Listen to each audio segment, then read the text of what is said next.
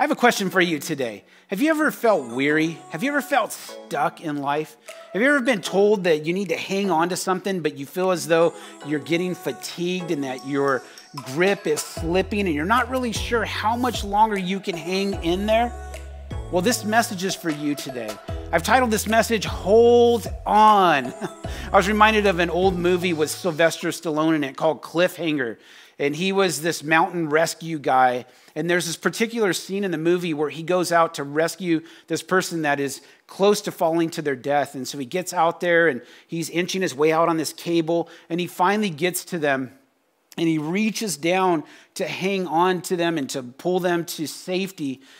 But this person begins to slip, and you can see Sylvester, he's all buff and has muscles and veins are popping out, and he's hanging on for dear life. But he begins to get muscle fatigue, and the other person, unfortunately ends up slipping. They fall to their death. That's part of this movie. It's really a sad story. And I think that often we can get fatigued as well when we're trying to hold on, trying to hang in there. And maybe we're mentally fatigued. Maybe we're emotionally or spiritually fatigued. And today I just feel like from God's word that he wants to encourage you. Some of you need a shot of encouragement and joy in your life. And I've come here to do that today. Listen to what Galatians 6:9 says when it comes to hanging in there. It says, so let's not get tired of doing what is good. At just the right time, we will reap a harvest of blessing if we don't give up. I want you to know that if God has put something in your hand and he's requiring that you hang on to it, I just want to tell you today, hold on. Don't give up. He says this is a promise that at just the right time that you and I are going to reap a harvest of blessing if we don't give up. And some of us were contemplating giving up.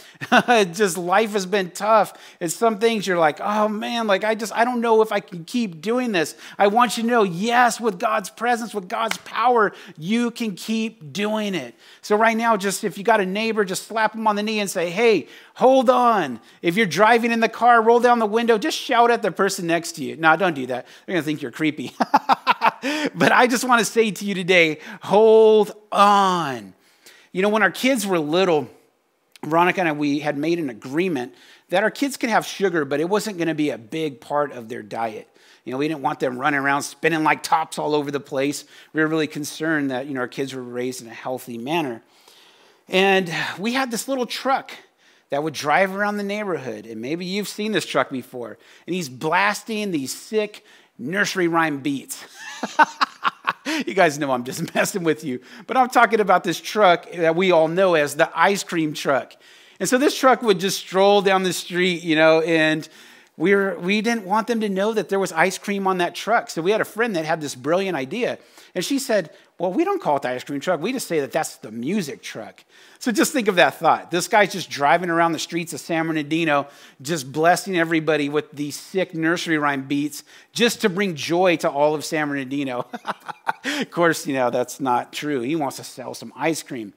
Well, one day I broke rank, with Veronica, and I heard that truck coming down the street, and I was like, this is the day. And so I took the kids out there. We, flagged them down. The kids are waving. And, of course, to them, it's just the music truck. The music truck stopped. Well, lo and behold, as I lifted them up, they realized that this was much more than a music truck. That there was ice cream, and they were amazed with all the bright colors and all the options for this overpriced ice cream and overpriced candy. And let me just say this, that from that point forward, they had a different expectation of the music truck. But here's my point, is that to them, it was only a music truck. But in reality, there was more available, but they just didn't know it. And see, in life, some of you are contemplating on letting go. Some of you are fatigued right now. You feel that lock, that burn, and you're like, I don't know if I can hang on. I don't know if I can hang on. And you're contemplating letting go of some really important things, not realizing that God is saying, hold on, hang on, don't let go. Why is he saying that? Because there is more available in that situation, but you just don't know it yet. There's more in that marriage, you just don't know it yet. There's more in that job, but you just don't know it yet. There's more in that ministry that you're talking about letting go, but you don't realize that there's more in that, but you just don't know it yet. And I want to challenge you with that today because, see, some of you feel like giving up on something because you keep seeing the same old things circling your neighborhood, just like that ice cream truck. It just gets so familiar, singing the same tune and failing to realize that there is more. You just don't know it yet. And today I'm here to encourage you to hold on. Don't give up. Whatever God has placed in your hand by way of relationships or opportunities, hang on to those things. Don't give up yet. Hold on. God has a plan. And see, have you ever been in a place where you're just ready to throw in the towel? Maybe that's you today. You're just ready to throw in the towel. Why? Because not only does it seem reasonable to throw in the towel, for some of you it seems like it's your only option to throw in the towel. See, maybe you're in that marriage and you've been trying to hang in there, and it gets good for 2 weeks, and then it like slides back to what you were doing before, and then you fight and all this mayhem and craziness, and then for 2 weeks it gets good. And some of you are just saying, you know what, I can't do this anymore. And you feel as though like you're ready to throw in the towel. Others of you, you've been believing for a baby or for a child, and it's been so long that it doesn't seem reasonable anymore to keep believing. So it just seems like your only option is to just throw in the towel, to let go of the dream, to stop hanging on to it. Others of you, you've been working hard for a promotion in your job and you keep getting overlooked. You keep getting passed by. And at this point, it just seems reasonable. Like, you know what, I've tried, I've done everything I can, and they just keep overlooking me. It's just time. I'm just going to throw in the towel. And what God has done is he sent me here today to tell you, keep holding on. Don't give up. Don't let go. He has something available. You just don't know it yet. Some of you, you started out and this was your year to get healthy, to lose that 20, 30 pounds, whatever, that you desire to lose. And the scale's not moving fast enough. You're not losing. You're not where you thought you would be. And so it seems reasonable to say, you know what, I'm just going to go back to what I was doing because I'm working so hard for so little result here. But what I'm here to say is keep holding on, keep going. There's something available. You just don't know it yet. Don't let go. Some of you young moms with your toddlers, you're just like, I'm done. I can't take this anymore. Just put me out of my misery. I think anybody who's raised kids feels that way at some point. But listen, hold on. You're raising the next godly generation. Some of you couples, you're ready to just throw in the towel. Like too much has been said, too much has been done. And I'm just telling you, hold on. God has more available. He wants to do something in your life. Some of you, you're ready to walk away from a boss that maybe is harsh or coworkers that are on your nerves. But God has you there for a reason in this season. And all I'm saying to you today is hold on. There's more available. You just don't know it yet. And let me caution you with something when it comes to wanting to let go. Is that you have to be careful with frustration. Because see, frustration, it never stays put. This is what I mean by it. That frustration is a motivator. And what it does, it'll motivate you to do things. It'll motivate you to say things. And it'll motivate you to move to places that you shouldn't be. And what I like to see frustration as is it's almost like a firecracker. It's got a long fuse on it, and you light it, and at first you don't see the effects of it. But man, when that thing blows, it disfigures your hand, and it hampers your ability to hang on. And let me just tell you today that if you find yourself wanting to give up because you're frustrated, you've got to take that to God. You've got to take it to the Lord. You've got to get into a place of praying and believing God to show you what it is that you need to do. Because if frustration is your motivation, guys, you're going to make some mistakes. And potentially some big, big mistakes. Just want to challenge you with this today.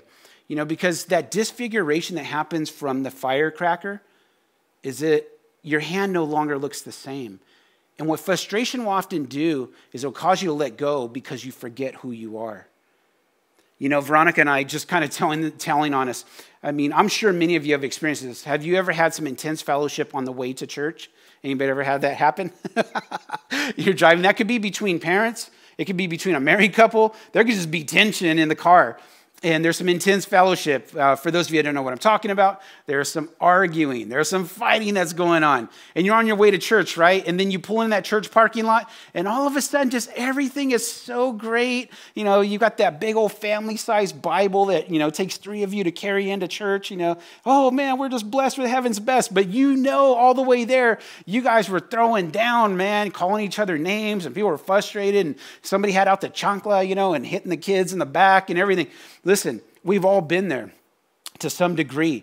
And that's the fruit of frustration taking root in your life. And what the enemy's trying to do is to let you let go, to release your hold on what's most important. You know, Veronica and I, one time, we had a scenario, a situation. Have you ever had one of those take me home situations where the argument gets so bad, you're like, you know what, we ain't even going to church. We ain't going to go there and be hypocrites. We're not going to go there and pretend like everything's okay. Like, she one day was so mad, she said, you know what, just take me home. Because I ain't going to go there and pretend like we're all cool and everything's good. We're not doing that. And I end up pulling over before I can even get out. She gets out of the car and she's like, if you ain't going to take me home, I'm just going to drive home, or I'm just going to call somebody to come pick me up. So, man, we're just like at each other, okay? Come on, keeping it real. Come on, we've been married 24 years. We got some stuff. By God's glory, man, we are holding on to each other tight, and God is good. But, man, we've had a couple of those scenarios, okay?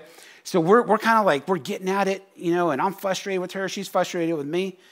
And God, by his divine mercy, sent somebody to remind us of who we were before we exploded what was most important to us, and we let go of each other.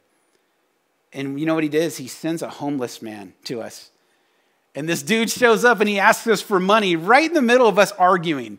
I'm like, man, the nerve of this fool, man, showing up, getting in the middle of our argument. I'm like, he don't want none of this smoke, you know?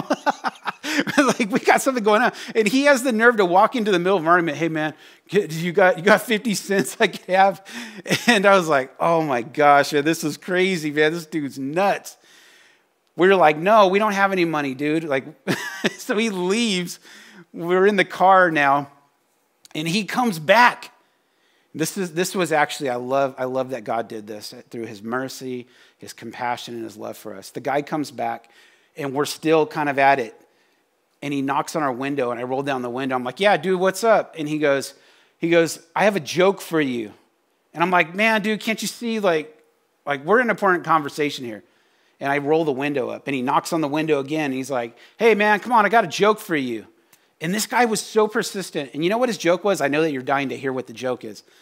He says this. He said, if Jesus was here on earth right now, he said, what kind of car would he drive? And I'm like, oh, this is the worst, like, dad joke of all time. And he goes, he would drive a Chrysler. A Chrysler. You know, here's the thing, is I didn't laugh at the moment, but then I remembered, wait a minute. If Jesus was here right now, what would he be driving? And it was like, whoa, we were reminded of who we were before we exploded the relationship. And what we did is we let go of the firecracker, let go of the frustration, and took hold of one another. I want to challenge you with that today, to not allow frustration to get in the way of what God is trying to do, especially in the way of holding on to what he's called you to hold on to. Remember in Galatians 6:9. So let's not get tired of doing what is good. At just the right time, we will reap a harvest of blessing if we don't give up. Such a good word, such a good word. Tell your neighbor, hold on. Somebody type hold on in that comment section. Hey, listen, when we walk through this life, I want to talk to you about something. In this life, you're going to find yourself in 3 places, okay? 3 places, all of us. And throughout life, you will shift from these 3 places. So some of us will be in one, some of us will be in another, some will be in that 3rd place. And sometimes, you know, it's a revolving door. It's part of life. And I want to talk to you about this today because one of these 3 places, many people are tempted to quit. They're tempted to give up. They're tempted to let go in that moment. And I want to challenge you and I want to empower you with some tools today to actually hold on when you feel like letting go. Today, I want to talk to you about the place of being in the hill or on the hill, in the valley, or on the mountaintop. See, Psalm 72:3, if you'd go there with me, he says, may the mountains yield prosperity for all, and may the hills be fruitful. What I want you to know is that if you find yourself in the place of the mountain is a place of strength and clarity. See, Psalm 125:2 says, just as the mountains surround Jerusalem, so the Lord surrounds his people, both now and forever. What he's saying is that the mountaintop is a protected place. It's a position of strength. Why? Because why do they build castles on top of a big mountain? Because you have a vantage point where you are on top of your enemy, that you are not easily overran or overtaken because you have clarity. You can see what's coming before it comes. And listen, that is a good place to be in when you're in that place of having strength and clarity. There's also another place that we can find ourselves in, and what that is it's on top of the hill. It's on the hillside. And the hill is a place of provision and fruitfulness. See, if you go to Europe, what you'll find is on the hillside, especially in Italy and even France, you'll see on the hillsides, what do they have? That's where all the vineyards are. That's where the olive orchards are. Okay, so there's fruitfulness on the hillside, and that's what that represents. So sometimes you're going to be in a place of strength and clarity. Other times you're going to find yourself in this place where you have provision and where your life is fruitful. Things are thriving. Okay, everything's working in your favor. It's as though you have this personal harvest time going on. But there's a third place that I want to talk to you about. And I want to empower you to live and to see the value, but also the dangers of staying in this third place. And the third place is the valley. See, the valley is a place of vulnerability. So if the mountain is strength and clarity, if the hill is provision and fruitfulness, then the valley is a place of vulnerability. Why? Because your enemies can be above you. In the valley, if there was a flood that was to happen, you would be flooded out. Okay? And actually, in Genesis 14:10, it says, and as it happened, the valley of the Dead Sea was filled with tar pits. See, another thing that happens in that valley is you can get stuck in the valley. And how do we get stuck in the valley? We get stuck in the valley because we start comparing. See, from your vantage point in the valley, you know what you have? You have a really good view of everybody else's hillside. In the valley, you have a really good view of everybody else's mountaintop. And there will be this temptation to actually stop in the valley and start looking at everybody's hillside and looking at their mountaintop and going, wait a minute, why do they have that? Or why do they have that? Or wait, I want that, not realizing that you were never designed to stop in that place. But what comparing and complaining will do is it'll put you in the tar pits of the valley and you will be stuck there. And for many, you've changed your address, man. It's like your address is in the valley. Some of us are pitching tents in the valley. Some of us are, picnicking in the valley. And what God is saying is, listen, the valley is part of your journey, but it's not your destination. You've been called to keep it moving. And so today I want to talk to you about holding on to what you feel like quitting on in the valley, okay? And so the first one is that you got to keep it moving. You've got to keep it moving. You cannot stop in the valley. It's one foot in front of the other, one foot in front of the other. As you feel like quitting, nope, you got to keep pressing through. And I want to share something with you. It's a very practical story. It's a very practical illustration, but I want to share it with you because I want God to give you a revelation today to shift your thinking about the valley and that how the valley is extremely important. See, when I was a young guy, when I was a teenager, there was something that I hate to use this word, but I'm going to use it anyways. I was obsessed with skateboarding. And in particular, I love to ride vert ramps, okay? Ramps where, you drop in and you launch out the other side and do tricks and stuff like that. That was my style. I was really into that. And so my mom and dad, they were so gracious. My dad built this massive half pipe in our backyard, took up the whole backyard. All the neighbor kids, everybody was over there to ride this ramp. And that was something that I was just, man, I loved it. But as I was thinking about that this week, God was just showing me a couple things that I want to share with you. See, when we are on the hillside in a place of provision and fruitfulness, and God starts leading you into the valley, some of us begin to panic because we see that the things we once had, maybe you're losing something. And you're like, wait a minute, I'm slipping, I'm sliding into the valley. And you feel as though you're dipping. Or maybe you're on the mountaintop and you feel that, oh man, like I'm sliding down in the valley. And we fear that.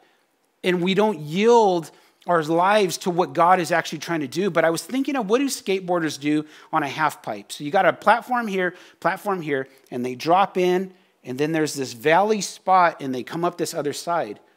What I realize is they're not concerned with the valley, because the valley is just a means to their next step. And so when they drop in, if you properly use that downhill time, it can generate momentum to fly through the valley to launch out on the other side to that mountaintop. It's just, you're just gaining steam and gaining momentum. I want to challenge you with that today. The valley is not a place to camp. The valley is a place to learn some things. It's the place to gain momentum. And there's that downhill thing, and God is doing something through that. I love what Greg Surratt said a couple years ago. He said, when everything is falling apart, with God, is actually falling into place. Let me say it again. When it seems that everything is falling apart, with God, it's actually falling into place. I want you to know today that if you find yourself in the valley, that God has things that are falling into place for you. And you've got to see a different perspective. I want you to see this in Isaiah 40, verse 31. It says, but those who trust in the Lord will find new strength. Man, that is such good news. It says they will soar high. Come on wings like eagles. They will run and not grow weary. They will walk and not faint.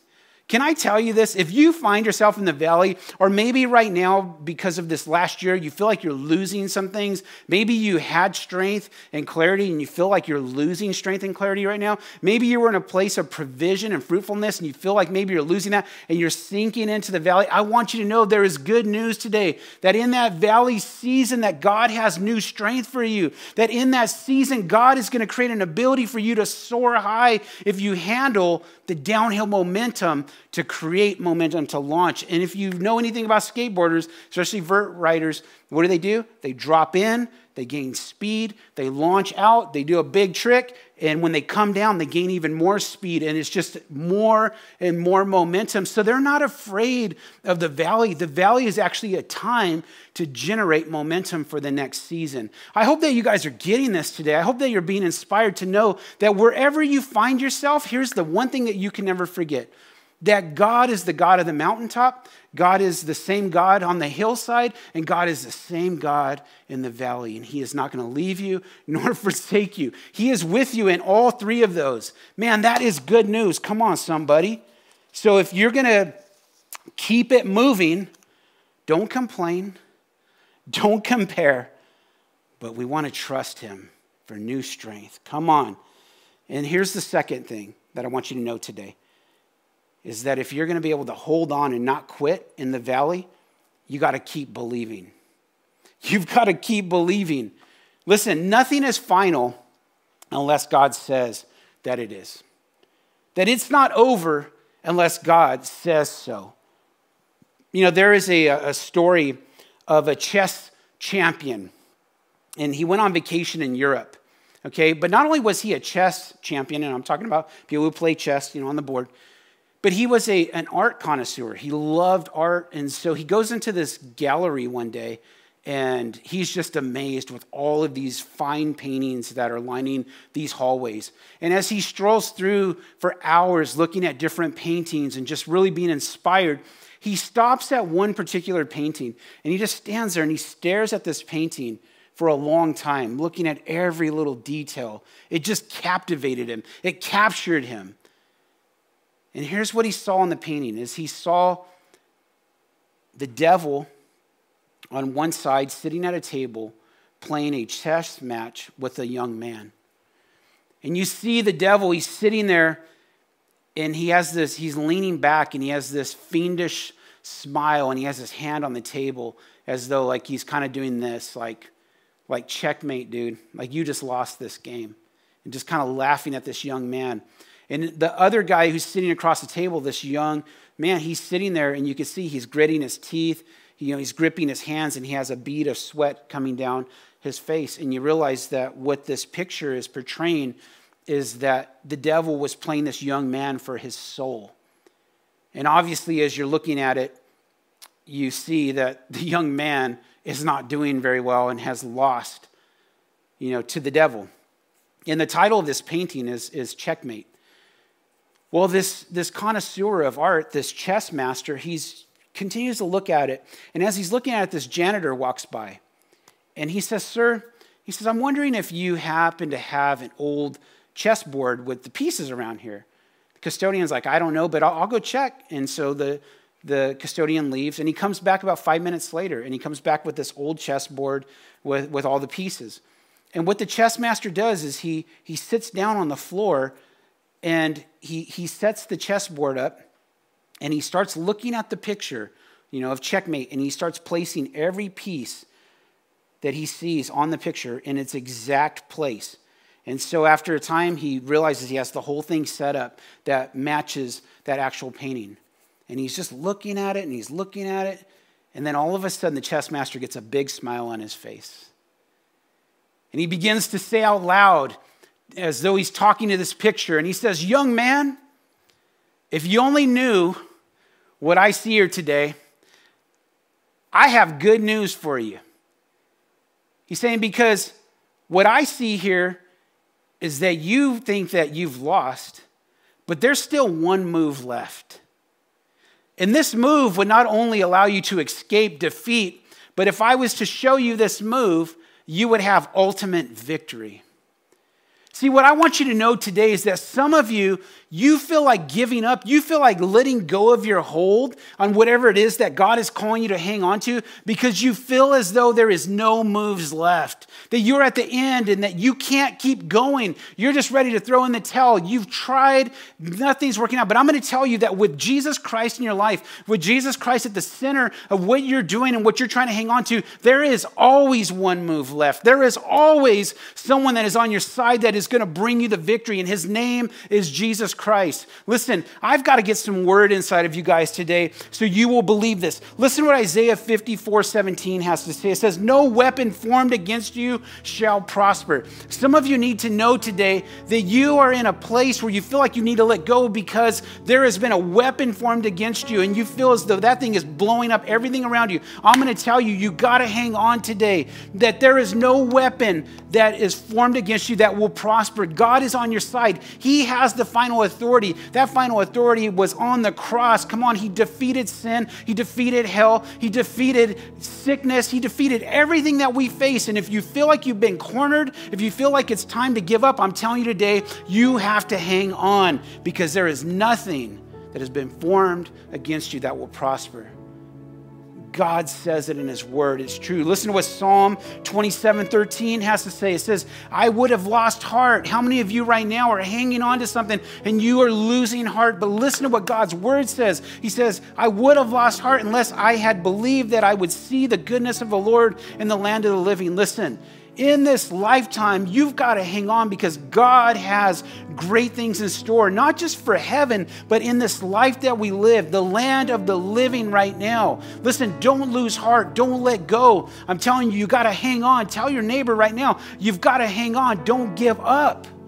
Romans 8:31, "What then shall we say to these things? If God is for us, who can be against us?" Some of you need to hear this today. You feel like giving up because you feel as though everybody is against you. But I'm telling you, it don't matter if the world, the kitchen sink, everybody's against you. If God is for you, there is nothing that you need to worry about.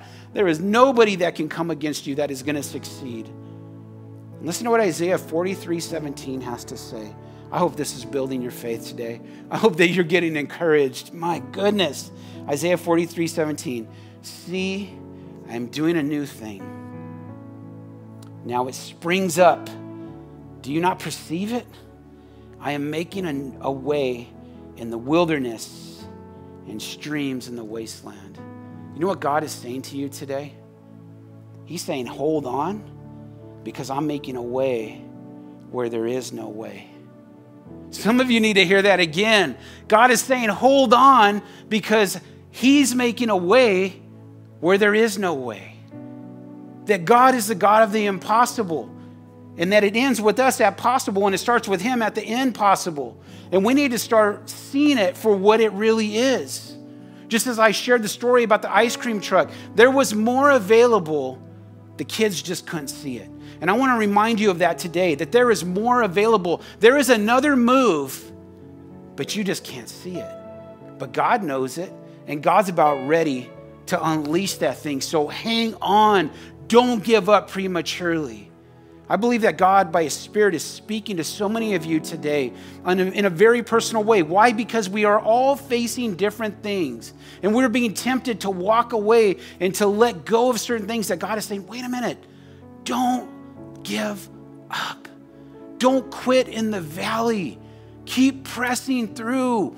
This is not your destination. The mountaintop is. The hillside is. The valley is just the area where you're picking up speed, picking up steam. Come on, somebody. If God spoke to you today, could we make some noise online today? Come on, church.